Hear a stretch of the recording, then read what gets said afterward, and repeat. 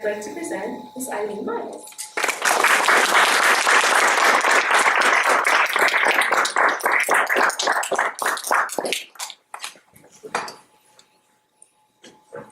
Somebody's glasses. Oh, yeah. Thank you so much, that was so great. And when you were saying you were nervous, I was like, me too. I think if we're not nervous, we're dead, so it's a good thing. Yeah, this is great. Thank you so much for inviting me. It's terrific to be here. Anybody I've met has been really wonderful, and I felt like very well received today. So thank you. Appreciate it. And I'm gonna read some poems, some new poems. I've got a book coming out next year called I Must Be Living Twice. If anyone's like the poems, and then I'll read from this book I'm working on about a dog. So I'll explain the dog stuff later. So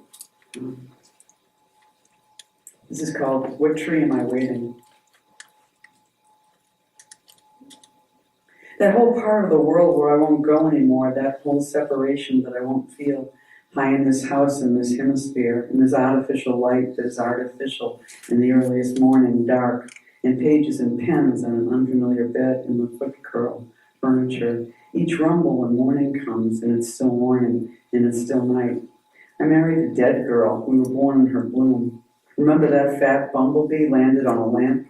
I opened the doors and I forgot, and the house got colder and colder. Where is this house? It's dark and thin. I monitor each situation, my bladder growing full. Climb down, climb up.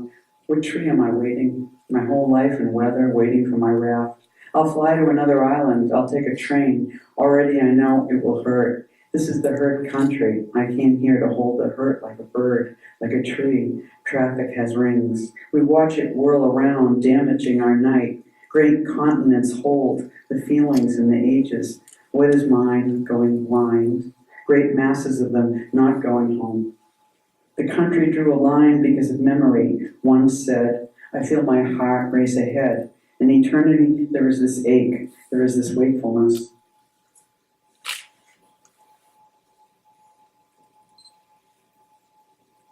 You hear that little humming tone, that little singing rain.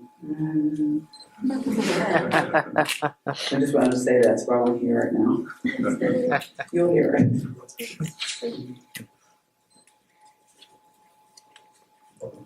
This one's called Memory. I lost it, that soft ball I threw in my room across many walls because I love toys. It warmed to my grip, became dirty when splat, and I threw it against the writing on the wall, not hitting it exactly, but with a smile went out the door to rise over golden hills and descend with a family on a tram ride through graves. You, irreplaceable, the best thing I had, my passion for you, I hope will continue summer.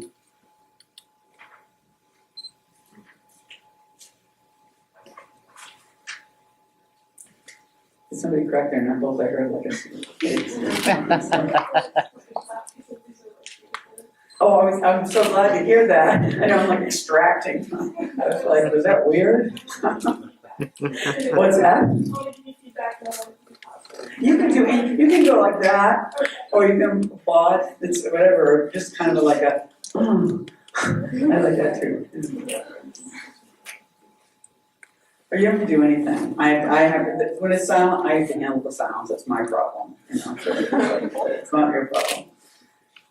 I went through this devil thing lately, which is to say, A, I come from a Catholic background, but B, I live on my block on 3rd Street in the East Village. There's like a new taco joint called El Diablito.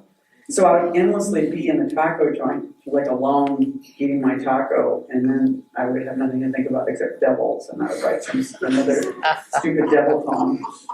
And this one has to do with having a really crappy pen. Prophesy. I'm playing with the devil's cock. It's like a crayon. It's like a fat, burnt crayon. I'm writing a poem with it. I'm writing that down, all that rattle and heat in this room. I'm using that tingling rattle, that light in the middle of the room. It's my host. I've always been afraid of you, scared you're God and something else. I'm afraid when you're yellow, tawny, White, it's okay. Transparent, cool. You don't look like home. My belly is homeless, flopping over the waist of my pants like an omelet. There better be something about feeling fat. What there really is a lack of emptiness. I'm aiming for some empty feeling. I'm going to go get some of that, and then I'll be back.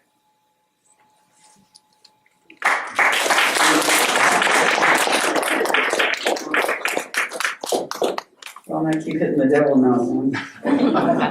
This one's called My Devil.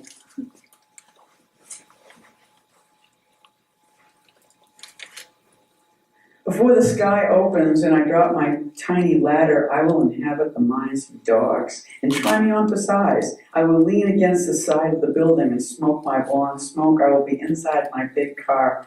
Something happens. That's what I say. There's always a recipe. I will recite my blonde list. I am the negation of you. Spells on. They're reeling us in. I want her thoughts. These cattle are mine. The salad's not bad. The devil is turning into everyone. I'm you for a while. Genitals itchy? That's me. I'm going to ruin your corn. It's not such a bad idea. Give me that poem. Give me that menu. Give me a key. I don't need to come or go. I'm there in your prayer. Mr. President, consider the wish of the tiny child. He is me. Does it taste good or does it look like it tastes good? You don't know? See?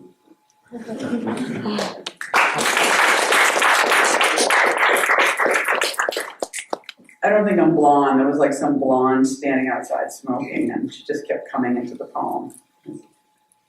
You're like sitting there thinking, she's not blonde. What's she talking about? This one's called That Rat's Death. And, I mean, we've all seen rats, but like in the East Village of Manhattan where there are rats. You know, and then there'll be like a rat. You'll see a rat, like a rat on the street that's been run over. And then I ride a bicycle, and so you just keep seeing that rat. The rat gets flatter and flatter. So I had the title before I had the poem. I just wrote on a piece of paper, That Rat's Death, and kept living with it until the poem came. I'm proud that I fed my avocado to the mice this week. To see that scattered dust around the hole, I felt disappointed the apple had been spared, the throbbing soup, home. He said, it's a storm. It's a storm, I thought. Am I allowed to ask entire questions to take the space alone? You bobbing, you painted in my dog's face so carefully. Some kind of violence stretches the thought so long and allows the horns of words to touch each other. I think of him taking this much space. You don't know about this dish towel, for that matter. Who was I in another time, giving the tale so much?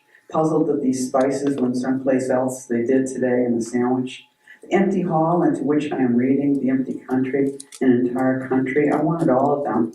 How I would like just one to pick things up in its cities, in its rain, its coast, the outer coast. 78 RPM, silly newspapers turning, cat on a porch in other countries, nearby and home, ready for me when I have something to say or show. If I ever, my empty mistakes, my empty days, my empty powers of horror, my empty sex, I'll bring the snow. That rat's death killed me because I would see it for days, over and over. It hardly could be the same rat whose insides whisked the street. We don't think that war is such an incredible mess, but it was just yesterday in an ancient poems years ago in the past. Dying, the balloon just bursts, it cannot bring you back again. The huge, cool breath, the lake doesn't want you anymore, or her arms, her sweet muff or breast, the storm, the past. But no, I won't leave my cheese out for them anymore, and I must be the last person in the world in New York to read him who told us about mice that sing and fill empty auditoriums like us in our singing hearts, our formula for bringing it out. Pulling the receptacle apart, watch the tiny ship floating on it, smithereens. I ducked the tail, edging over, taking a little bit more. The price of wider concepts is not choosing your drops, flicking me off, reminding me of you, everyone yell at once, 2 rabbit legs sticking out. I keep my childhood around almost more than everyone, and a mouse can share my house wet to a tootsie. It's kind of great the whole thing is relative. Since I admired his mountains, I imagined I was in his landscapes. But opening packages is occurring all over the place. That's a strong image, and I feel like the smallness is directly rooted. Forgetting to use the new calendar I planned, these marks I imagined are the sources all the milk flooding wildly over the rolling hills and out of the sun's comical eyes. Not tears, but creamy drops of mammalian weather. I'm given real information, and the most difficult part is blindly creating the space for the parts I can't see or even hear, spread out like the night in Paris when I walk to the movies. Onto my desk and the surrounding hills, into the bleachers where everyone is pounding themselves bloody and saluted a hunt. All I ever wanted was dinner, or at least his love. The delight I see in him is equally empty for anyone, and probably that's his stealth inner lake. There's a car, a maroon, a colorless oval. I can imagine the seats and the feeling of hearing a song as we're weaving over hills. There's no break. Everybody I ever saw in my seacoast community is already facing the problems, huge and gloomy. I grant you, and the night spills on my keys, which are splayed over the counter, and outside it's light, and they are flipping their cards, every one of them.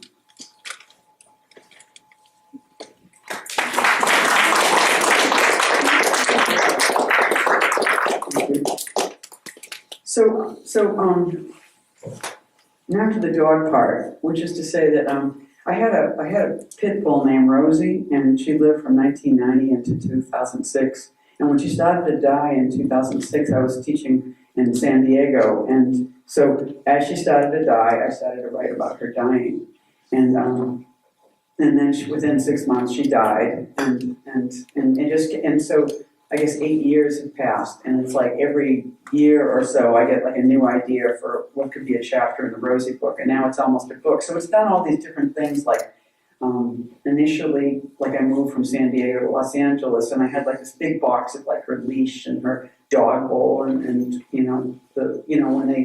when they cremate a dog, they do this kind of horrible great thing where they push the dog's paw into plaster, and you get like a plaster cast of your dog's paw. So I did all this crazy stuff, and I when I got to LA, or before I left LA, I took out each thing from the box and I took a picture of it, and then I wrote about that item, and then I mostly gave her stuff away, and I kept a few things, and so it kept becoming other things. I went to an artist colony, and one thing is like when she was a puppy, like when I first got this dog, and she was my first real dog, like I looked in her eyes, and she just looked like my father. And my father had died when I was 11, and we're very close, and when I saw my father in her eyes, I was like, my father would totally come back as my dog.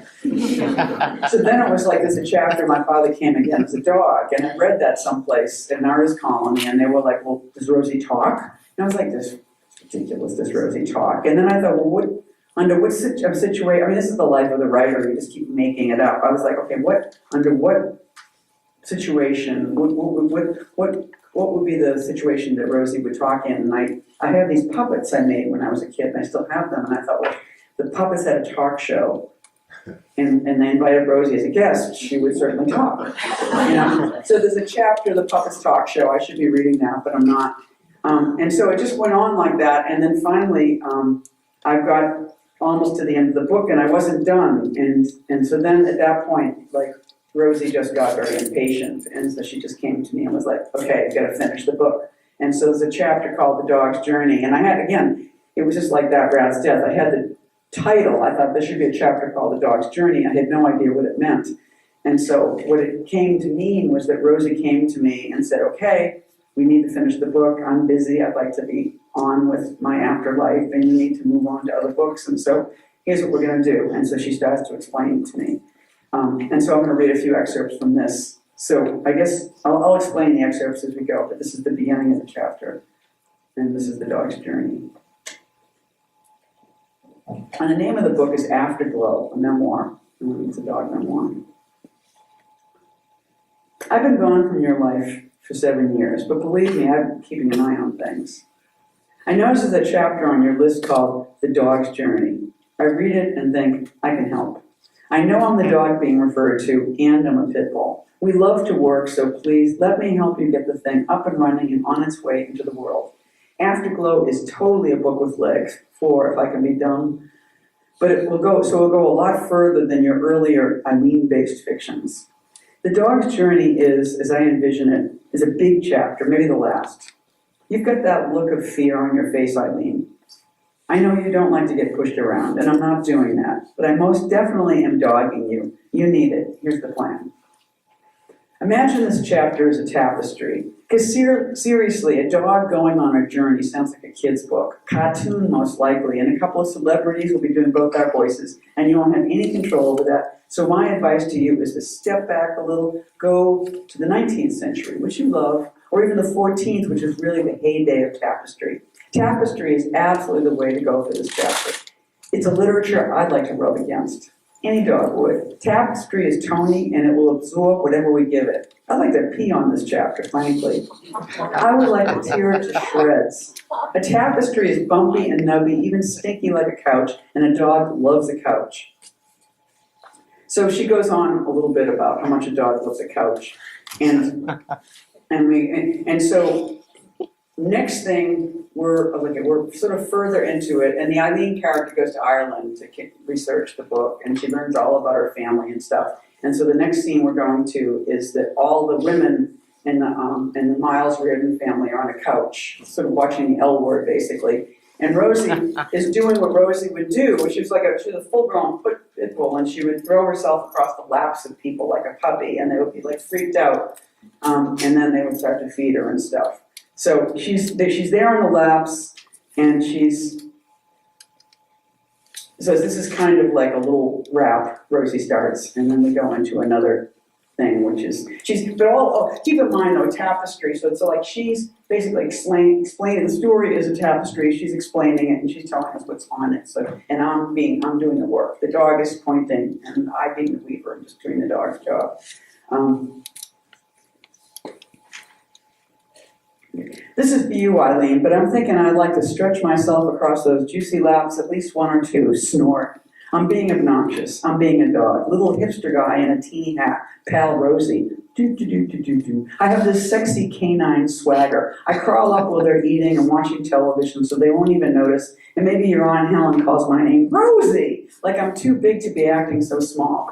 I'm a pit bull sister, I'm a pup, I'm a Staffordshire baby. I'm 50, 60 pounds of doggy love. Rosie, they all laugh, and that fast I shoot across 3 laps. I throw my paws in the air and I wriggle. I get some food, pepperoni, cheese, mouthfuls of chips, pats and some strokes. A pit bull is a charming homeless girl. Look at this smile, she is not afflicted. She takes it close and warm. No doggies, and I'm talking to the puppies now. When you go to a party, just think, you're about this low.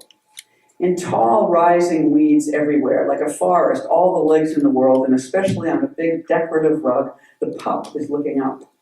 Looking down. You learn a lot about what's in the room from this position. Mostly you're a pointer. We all have that same cartoon jaw. The pup turns his head. Or maybe I just go to bed, and everyone laughs. That's my bed right there on the floor. I'm off to dreamland, kids.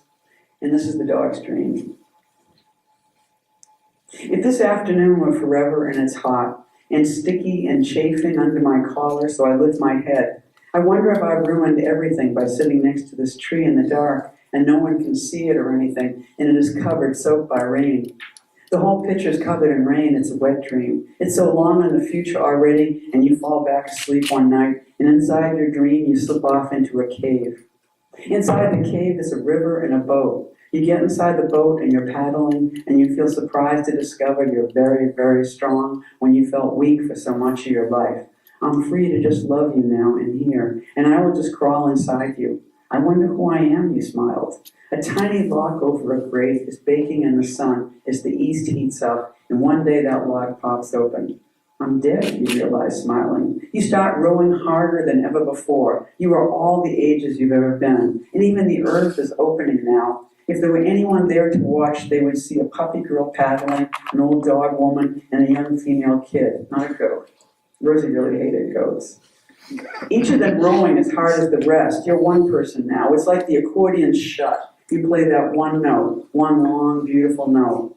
And now everything's gone, all our memories. Human history is gone. Even a tiny gravestone is covered when the monuments and boulders, roof of the old medieval church and the hills and the whole world collapses widely and permanently into one crude pile. The valley is shoveling itself onto the city. There's no God, No golden foot is now making its way, crunching up over the mountains of stone and the torn apart cars and bicycles and streaming water, rusting and tinkling in eternity and mud splashing over the surface of an ore. Oh, poor baby Earth, you've been alone so long. The sun comes out and then that stops. It breaks and falls like an egg. It was never light in your cave. It was always dark in there, and you never were. Something's happened. Look at the ground. It's Judgment Day. Sheesh, look at it. And now, look, these ants are going to hell. Okay, you can open your eyes. The pit bull is watching the skyline. She's whispering inside my head. She's singing to me. One tree, that's all you need. Shaped like broccoli or cauliflower some rainy day. I'm glad I woke. Maybe I'll make some coffee. She keeps whispering. One tree, that's all you need. Start a whole civilization that way. One little piece grows it all. Feel the bump, and her paw holds my fingers to the weave. I don't want to wake up. That's it, she says. Every part grows from every other part. Feel it. Every tiny leaf on the tree is singing. Can you hear it? Yes. All right now. And one day, I answered the phone. And this is the true story. The square thing was blinking on the floor. You have to think about the 90s when there were telephone machines. You remember phone machines? The square thing was blinking on the floor. It always was. And I'd feel your feet up on the stairs, the door fling open, and you look down at the thing to see what it wanted. It was part of a phone, but it felt like a bank. I was alone so much in the beginning. Once I had a whole weekend by myself and covered the apartment in poop.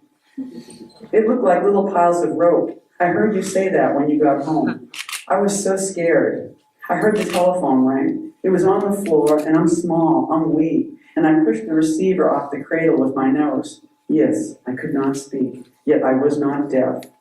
I recognized Tom on the other side. He has a very loud voice. He knew it was me. I said, "Aroo, aroo, aroo, aroo." I said, "Aroo." I meant, help me, help me. He said, "Rosie?" I could hear him laughing. I said, "Aroo." I'm not kidding. He didn't know what to say. You can often feel this in the human, outside their pattern. It's all helplessness, quiet. They don't know how to connect. They can't say, "Aroo." They can, but they won't. But if you watch them long enough, they do. They say, They say, They smack their tongue against the top of their mouth and hold their mouth open. They cast their eyes up. They do a deep, They shuffle the air out through their nose from the back of their throat. They take a quick breath in. They shake their head. They stomp their feet. They shake it again. They raise their eyebrows. They turn up the corners of their mouth. They suck the back of their teeth. Squeak, like a bird sound. They sniff and then fall back in their chair. They spring forward. Nothing happens. They make these speeches all the time, but they pretend it's not happening. Intuition, the silent lesson. We know what they think. They felt the pounding of feet and hoofs on the ground from great distance. Though she was born alone, very often he was not. There's no way to prove the hairier ones were born in litters. In the time before ideas, just drawings and sounds, and he lived that way. She was the queen, of course, and he was her laborer, her soldier and her farmer. She allowed herself to be impregnated many times by different men. She communicated through looks what she meant and what he wanted, and sometimes marks on the wall, and she spoke through her eyes and by the patterns of silence along the horizon. Humans were biped dogs. Are we one? I think so. In that tapestry, you knew what I meant. It was the crowded room of the cave. The rain comes down and you go outside because you feel it.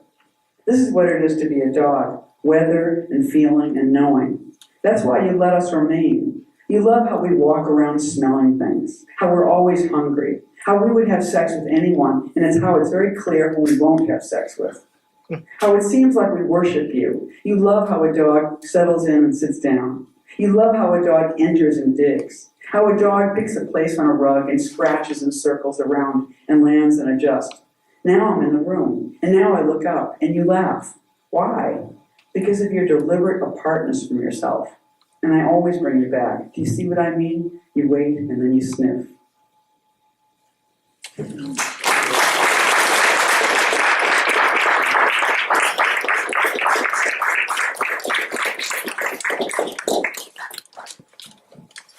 Any questions? Is that what we do next, or is that? Yeah. Okay. Okay, questions for Eileen? Just want to talk for a while? Yes, please. How long have you been doing poetry?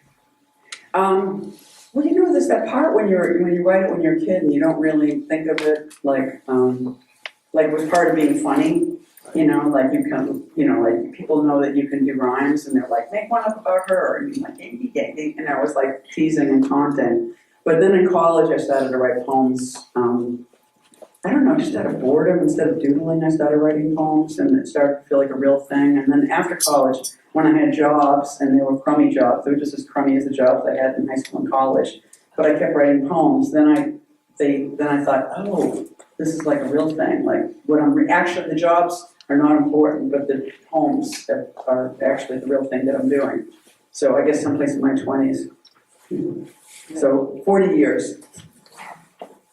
So like, it kind of concludes to my next question. So like, how do you like, I guess, go about the business aspect about it? Like, finding work? in a way?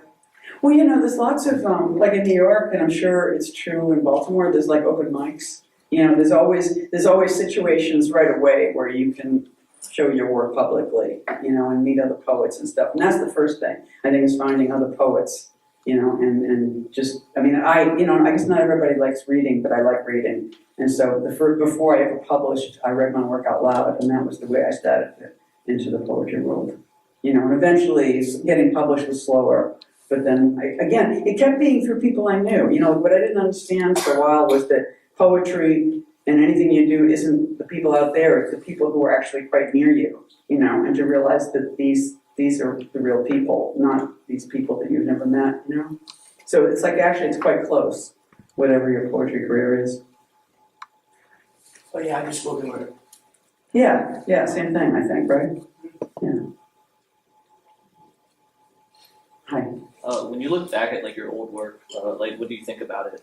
Like, do you think it could be improved, or do you look back at it like this is my prime? Or, like, how do you look back at it? Well, some of it I like, and some of it I don't care about. You know what I mean? It's sort of like, there's a few things I wrote like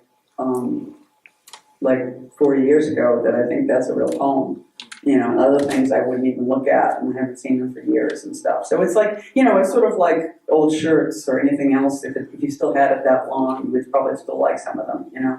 And the way it all works with publishing, like the book I have coming out next year is like a new and selective. So you actually get to go back and look at all your stuff. It's like greatest hits. Yeah. You go back and you pick out the ones that count, and you put them all together, and you say, this is what I've done.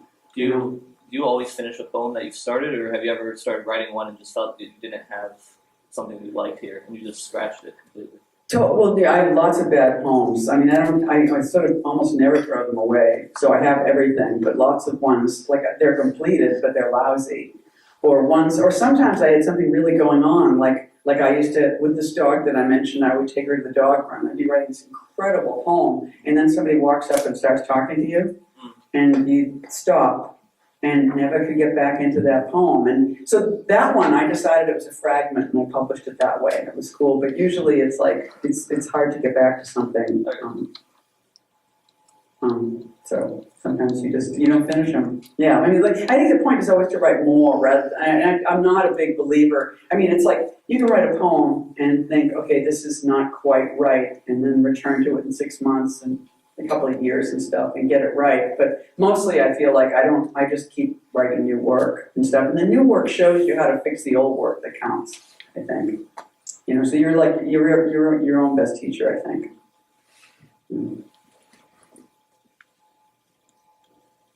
So you write prose too. How did you make the transition into prose, or did you consider it poetry? Well, I think it sounds like poetry. You know what I mean? Like I feel like prose writers and fiction writers don't always decide when to start and stop depending on the sound. And I think poets often do. And so I feel like for me, like the measure of the fiction or the prose is still like an ear thing, you know? But it took me a while to part of it being like, I feel like poetry, one of the reasons poetry is so well practiced by the young, and we have so many famous, like Arthur Rimbaud was like 19, you know, it's like there's like such a history of great young poets, is because poetry is so much about energy, you know, and vision and stuff, which is like, I think something that people, when they're young, have in spades, you know, it's like an incredible thing. And so, I think,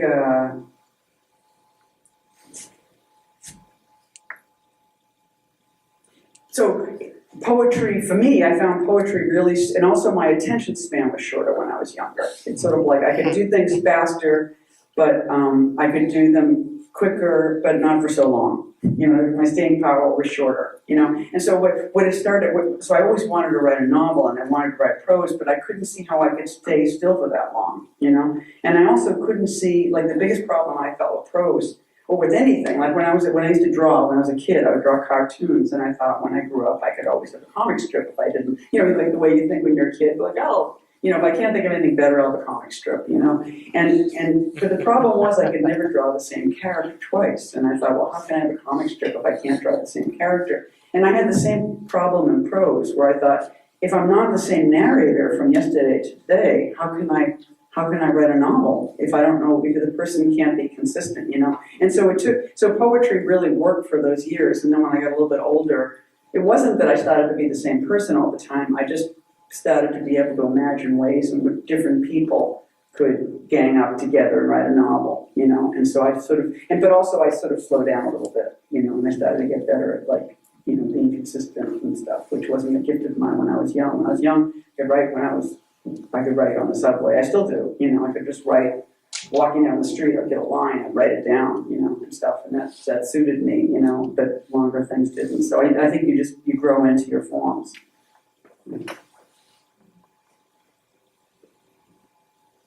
Is that it? Why? Are there any specific poets who have like influenced your work that you've based like your work off of, or is it just you just take other poetry in mind when writing, but there's no one like really specific? Oh, it's constant. I mean, like I feel like reading poetry is how I'm a poet, you know, and it's just like it's constantly, you know. I mean, like years ago it was like Frank O'Hara, Gertrude Stein. It's like, you know, like now it's a guy named C.A. Conrad. It's Ariana Rines. These are all pretty new. A guy named Fred Moten, who's amazing. There's, you know, Lucille Clifton, I love. There's, you know, like there's so much work, you know, and stuff. And it's just like James Schuyler, John Wieners. This, you know, this poetry is like what gives me. I mean, there's no such thing as poetry outside poetry. So it's sort of like you eat, or if you don't eat, you starve, or you just, the worst thing, like one time, one of the best things I ever heard is the only person not to be influenced by is yourself, you know? So you really need to kind of like, I feel like, take in other people's stuff and, you know, take what you leave, take what you like and leave the rest, you know? And so look at all the influences and make something new, you know? Why? Hi. You said about two of the things you read, the Rat's poem and the chapter in your book, you got the title for it first, and then you wrote after that. Is that something you find happening a lot, or is it just something every once in a while? It's like one way something happens, you know. It's sort of like sometimes you get the first line, you know, and then you kind of, it starts to come from there. And sometimes the title, you know, the title is like, you know, it's sort of like, it just means that you're kind of waiting for the house, you know, and then the poem comes. But often I write a poem with a bad title, and then later on the real title comes, you know. So it can happen a number of different ways. But for some reason, there's something really fun about starting with the title and then seeing. Same with it. You could do it with a novel too. Like it's an amazing title. You may not produce a book, but it might, you know. I mean, I think titles are poetry, though, and I think that's why I'm sort of obsessed with titles, you know. It's like naming a dog, you know, or a kid. Hi. Is there any particular way you go about finding inspiration for your poems, or you kind of just let it come to you? You know, you can decide. So you can decide to some extent, you know, like, but what you eat, what you're going to write. You know what I mean?